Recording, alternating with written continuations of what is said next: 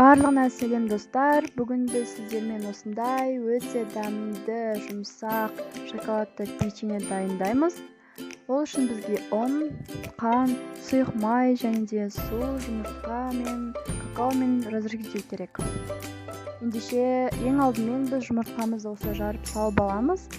Келесі қантымызды және де сұйық май мен суымызды құйып, осының барлығын жақсылап араластырамыз. Және де дәмдеуіш ретінде осындай ванилин салсаңыздар да болады.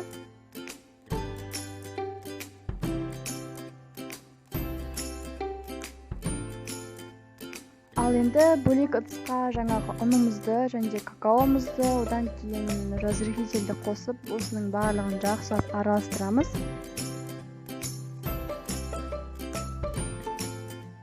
Енді осының барлығын жаңағы сұйықтығымызға құйып, барлығын жақсылап араластырып аламыз.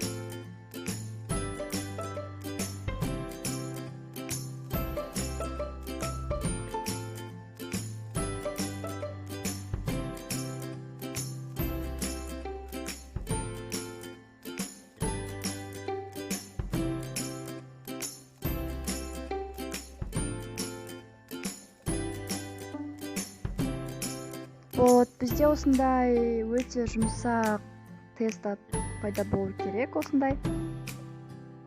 Ендеше оны пісіру үшін табамызды майлап аламыз. Егер де сіздерде пергамент қағазы болса, соны осының табаның үстіне жайып, соның үстіне қойсаңыздар болады. Енді осылай тестамыздан кішкене осылай алып, дөңгелек пішін жасаймыз.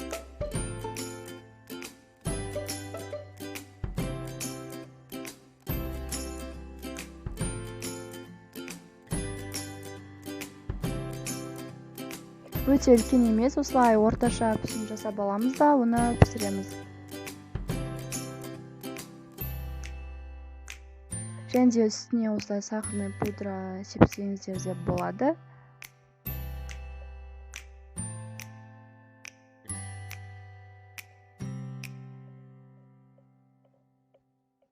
Бұл печеньеларымыз 180 градуста 15-20 минутта піседі. Вуаля, дайын болды. Міндетті түрде жасап көруге кеңес беремін, себебі бұндай печеньені жасап көру міндетті.